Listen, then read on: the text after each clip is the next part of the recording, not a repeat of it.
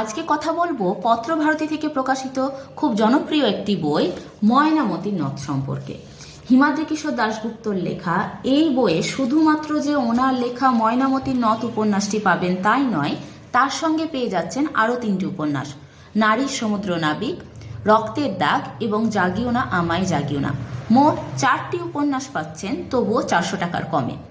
বইটির মুদ্রিত মূল্য হলো 399 টাকা এবং এর উপর আপনারা তো ছাড় পেয়ে যাবেন।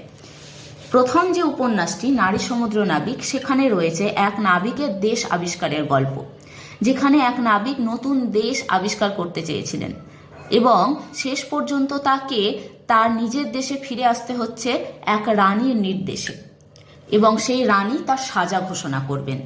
কি তার অপরাধ ছিল সেই নিয়ে রয়েছে প্রথম উপন্যাসটি। দ্বিতীয় যেটি, সেটি হলো রক্তের দাগ। এখানে দেখতে পাবো এক রাজ্যের রানী যিনি প্রতি বছর একজন বালককে বলি দেন। কি তার মনস্কামনা, কেন তিনি বলি দেন, তা রয়েছে রক্তের দাগে। 3 নম্বর উপন্যাস হলো জাগিও না আমায় জাগিও না। এখানে দেখতে পাবো এক কবরে রয়েছে ভবিষ্যৎবাণী লেখা, যাকে অবিশ্বাস করেছিল সকলে। কিন্তু কি এমন ঘটেছিল যে কারণে সেই অবিশ্বাসে চির ধরেছিল, যে কারণে সবাই ভেবেছিল সেই ভবিষ্যৎবাণী কিন্তু সত্যি। লাস্ট যে উপন্যাসটা রয়েছে সেটা হয়েছে ময়নামতির নথ।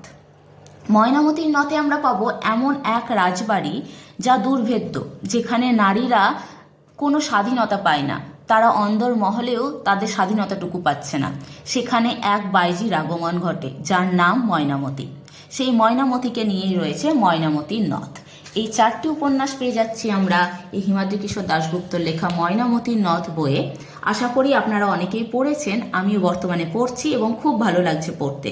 যারা পড়েছেন তারা অবশ্যই জানাবেন যে কেমন লেগেছে পড়ে, আর যারা পড়েননি তারা অবশ্যই পড়ে ফেলুন। ধন্যবাদ।